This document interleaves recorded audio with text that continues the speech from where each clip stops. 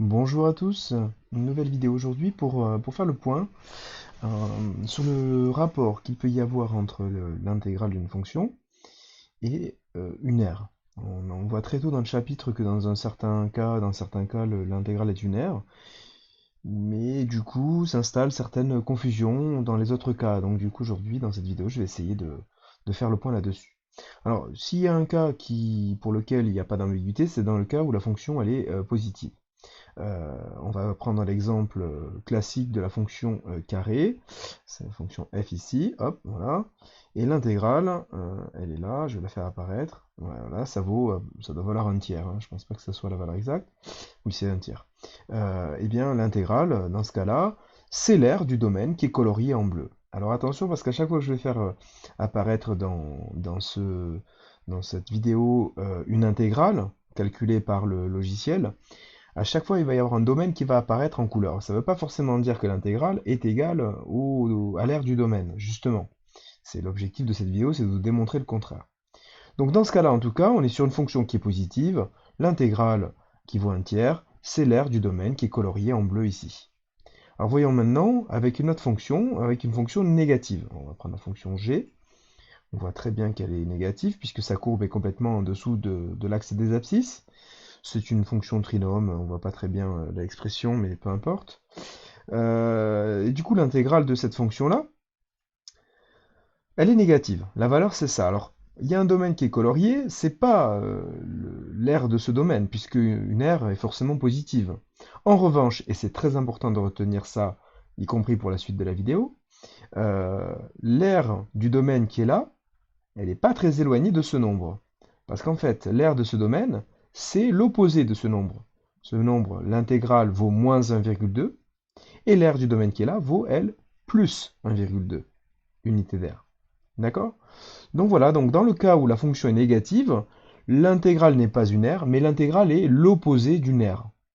Bon, alors maintenant on peut se poser la question de qu'est-ce qui se passe lorsqu'on prend une fonction qui, sur un intervalle, alors là on est sur 0,1 à chaque fois, hein, dans tous les cas que je vais vous montrer là, on est sur l'intégrale de 0 à 1 de la fonction que l'on considère. On peut se poser donc la question de qu'est-ce qu'il se passe lorsqu'on prend une fonction qui change de signe, et donc qui s'annule dans l'intervalle en question. Alors pour ça, pour vous expliciter ce cas de figure, je vais vous prendre deux exemples, vous montrer deux exemples. On va commencer par la fonction h, qui est ici. Donc on voit bien que la fonction change de signe dans l'intervalle, puisque elle coupe l'axe des abscisses en 0,5. On a une partie qui est en dessous de l'axe, donc pour laquelle la fonction est négative, et une autre partie pour laquelle la fonction est positive, puisque sa courbe est au-dessus de l'axe. Voyons ce que donne l'intégrale. L'intégrale, elle est ici. L'intégrale, la valeur de l'intégrale, c'est 0,08. Alors c'est une valeur approchée, je vous le dis tout de suite, mais peu importe. Alors, l'erreur à ne pas commettre, c'est de penser qu'à partir du moment où une intégrale est positive, qu'il s'agit d'une aire. C'est-à-dire que lorsque la fonction est positive, on a dit tout à l'heure que l'intégrale était forcément donc positive, puisque l'intégrale est forcément une aire. Mais ce n'est pas valable dans l'autre sens. Ce n'est pas parce qu'une intégrale est positive que c'est forcément une aire. Alors comment expliquer ça? Ici, l'intégrale, bien que proche de 0, est quand même positive. En fait, ce qui va se passer, c'est qu'on peut découper l'intégrale de 0 à 1 en deux, par une somme, grâce à une propriété de cours, qui est la relation de Chasles. La relation de Chasles qui me permet de dire que l'intégrale de 0 à 1, eh bien c'est l'intégrale de 0 à 0,5 plus l'intégrale de 0,5 jusqu'à 1.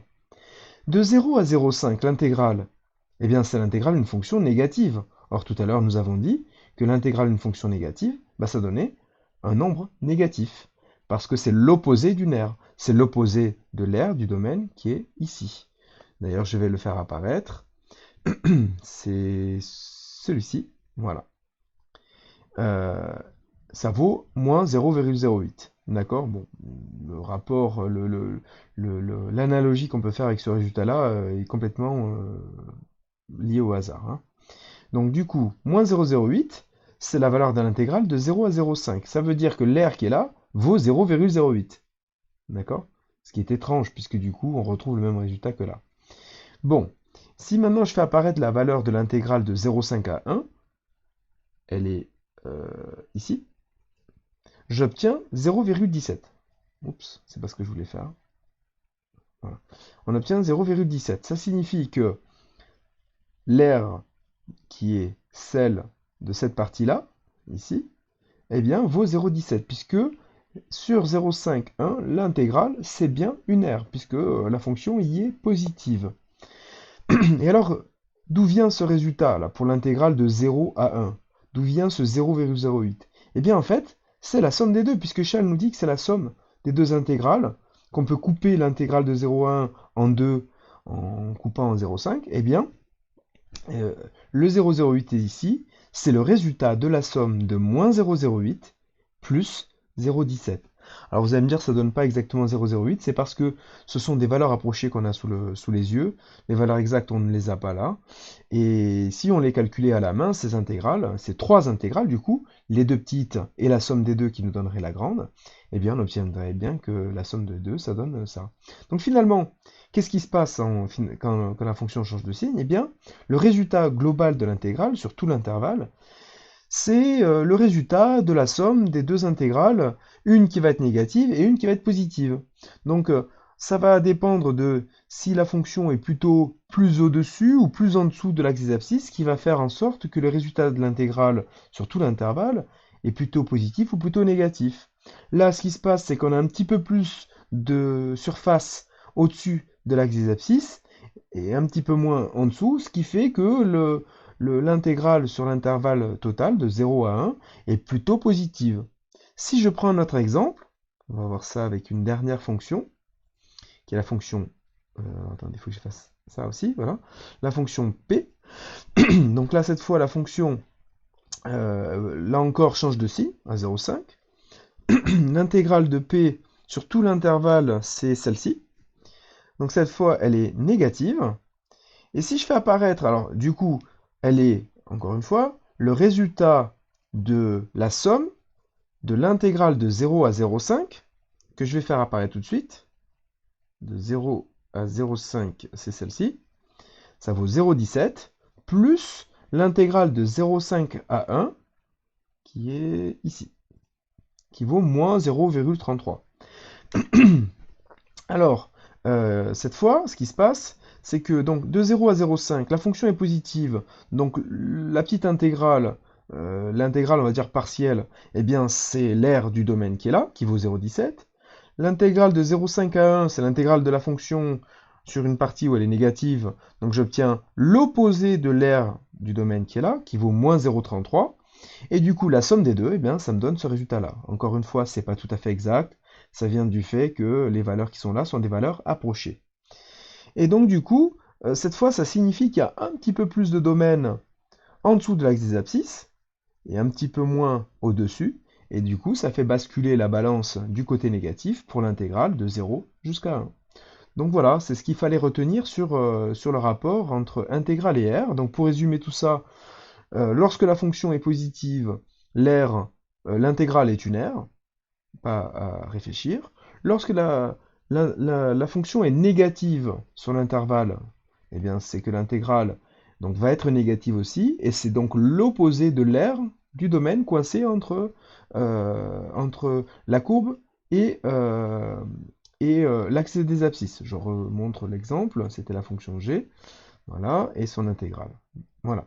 Moins 1,2, c'est l'opposé du domaine, de l'aire du domaine qui est colorié en vert.